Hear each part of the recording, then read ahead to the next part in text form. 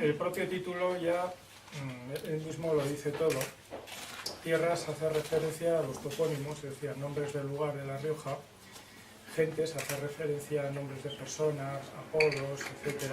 la mayoría de cronología medieval. Y voces hace referencia a elementos del léxico riojano actual que pues, en muchos casos parece que tiene un origen de euskera, ya sea en una época más antigua o a veces incluso más reciente. Algunas palabras han venido pues, ya incluso en pleno siglo XX, con el turismo, etc. Este libro, pues, como ha dicho Chema, es la segunda parte del anterior. En el primer libro que hice sobre el tema de euskera en La Rioja, me centré principalmente en restos que podemos situar hace aproximadamente unos 2000 años de indígenas de la región, en un sentido amplio de La Rioja, no solo La Rioja como comunidad autónoma actual, sino un poco más en lo que se considera Rioja geográfica, que incluye zonas del norte de Soria y del sur de Navarra, la Riojilla en Burgos, etc. Y provenía la mayoría de nombres de personas en estelas funerarias de época romana, pero que pertenecen a indígenas de la época, y algunos topónimos también transmitidos por fuentes romanas, pero que vienen de cronologías incluso anteriores, como el nombre de Calahorra, que se sabe que es anterior a la conquista romana. Este segundo libro es una continuación del anterior y ya se introduce en un terreno, en una época medieval principalmente, y también de la Edad Moderna, donde los elementos de tipo euskérico son ya mucho más claros, se multiplican, aparecen en gran cantidad en los cartularios medievales, en diversas fuentes de la época.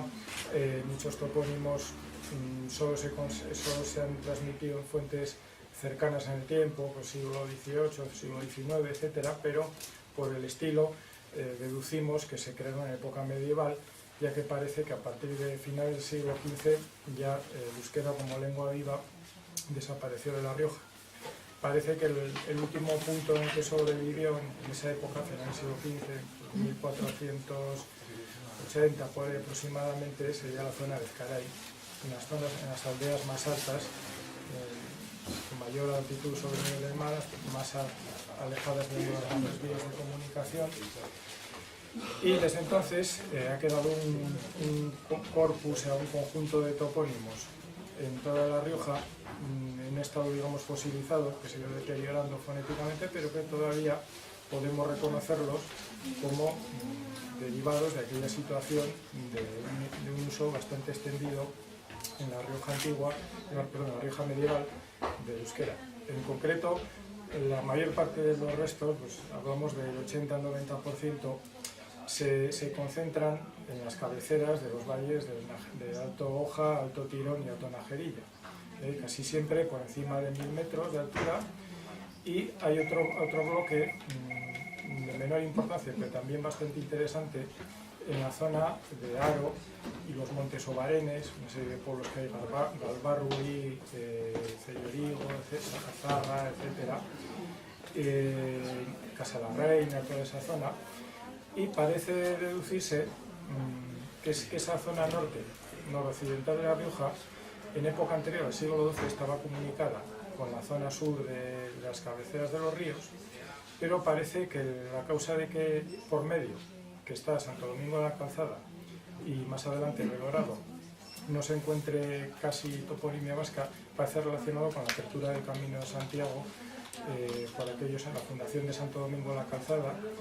y el tránsito de peregrinos europeos. Parece que, digamos, que generalizó ya el uso de las lenguas romances en la zona y creó una especie de barrera entre los dos bloques, mientras que el bloque de la zona de Aro se comunica sin problemas, a pesar de tener el Ebro en medio, con la toponimia alavesa, que es una continuación natural. A partir de esa época, del siglo XII, la zona sur se va quedando un poco aislada, lo cual no quiere decir que fue una barrera ese Camino de Santiago para las personas, porque se registra un flujo de personas, sobre todo la zona alavesa, que acuden a La Rioja, se dispersan pues, por varios pueblos, muchos son artesanos, etcétera, pero ya normalmente esas personas no extienden el idioma, pues no parece que tengan capacidad de crear toponimia. La toponimia se crea sobre todo en ambientes rurales, de campesinos, de pastores y gente pues, que bajaba de la zona vasca o navarra a las ciudades, etcétera, que trabajaban de artesanos, en iglesias, etcétera, no parece que sean creadores de toponimia. Entonces, el volumen principal de información que se analiza aquí es, en efecto, pues, los topónimos, la mayoría concentrados, como he dicho, en las cabeceras de los ríos más occidentales. Luego hay una toponimia dispersa en el resto del territorio, de muy baja densidad. A veces en un municipio igual te encuentras solo uno o dos topónimos como mucho, algunos son dudosos, es difícil estar seguro si son realmente de origen histórico o no. Y esa toponimia residual es un poco difícil de interpretar a qué cronología hace referencia, si es una herencia de época anterior o es de comunidades que llegan a sobrevivir hasta la Edad Media. Bueno, se reflexiona sobre esos temas y a partir de ese volumen toponímico, uno de los esfuerzos que hago en el libro, hago un intento de dar una explicación desde el terreno de la dialectología, o sea, encontrar un sentido a cómo era el tipo de euskera en la región, qué características tenía, si era el mismo en toda La Rioja o cambiaba. Parece, con las reservas necesarias, parece que hay una pequeña diferencia entre el euskera, el tipo de topónimos, el tipo de vocabulario, sobre todo, de la zona occidental riojana y el de la zona oriental. Parece que la zona occidental, pues las zonas de Loja, Tirón, Najerilla, Iregua, tiene una tendencia, se parece en muchas cosas al dialecto alavés, el antiguo dialecto alavés, que está emparentado con el vizcaíno actual, es lo que llaman el grupo de los dialectos occidentales, pero en la zona oriental, la poca toponimia que queda, parece que tiene relación, por lo menos en algunos casos, con rasgos de los dialectos navarros, incluso dialectos ya pirenaicos del sur de Francia, de la Baja Navarra, etc. Parece, lo digo siempre con algunas prudencias, las prudencias necesarias, porque es un terreno pues, a veces un poco resbaladizo de las etimologías. A partir ya de ese volumen, que es el más interesante de datos, también se analizan nombres de persona y apodos de persona, la mayoría que aparecen en cartularios medievales, es decir, las colecciones documentales de monasterios, de toda la zona, pues de la colección de Nájera, de la catedral de Calahorra, todo eso. Y aparece también ahí un cierto volumen de apodos de personas que también son de origen euskérico. Esta fuente de información es bastante más escasa, mucho más pobre que la toponímica, y además en gran parte parecen nombres de persona llegados desde el norte con el proceso de la Reconquista. Encontramos pues, los típicos nombres pues, como los semenos, ochocos, ochoas, velascos, etcétera, que parecen haber llegado desde la conquista navarra de la región como una especie de nueva moda onomástica, ya que sabemos que los nombres de personas son una de las cosas que más cambian por modas, mientras que los topónimos tienden a estabilizarse en determinadas épocas, a mantenerse, a reflejar estados antiguos del idioma. Los nombres de persona apelativos suelen ser muy variables. Entonces, es una fuente de información más limitada. Y ya la tercera parte, que también tiene sus limitaciones, es algunos elementos del léxico riojano actual, la mayoría, que parecen ser de origen euskérico. Y pues aquí también es un terreno, como una gran parte de ellos, la mayoría, son ya recogidos en investigaciones de léxico ya pues siglo XX, siglo XXI. Algunos están muy deteriorados, son un poco ambiguos, podrían ser de otros idiomas, etc. Ahí planteo pues, los problemas que tienen, etc. Y cómo pues, es un referente a veces. Hay palabras pues, que han llegado, sabemos, simplemente del siglo XX, algunas en concreto, ya hablamos pues, de las relaciones de turismo, de gente que veranea en La Rioja o gente que sigue descendientes riojanos y ha migrado a trabajar al País Vasco y pasa los veranos y digamos, pues se produce un cierto contagio de algunas palabras, etcétera. Pero en todo caso, pues también estos elementos del léxico riojano revelan una continua relación entre la zona riojana y la zona vasco-navarra. Aunque esté el Ebro en medio, no parece que haya sido una barrera grave, digamos, que haya impedido la comunicación entre regiones. De hecho, una de las tesis que exploro es la idea de que parece haber una cierta lógica territorial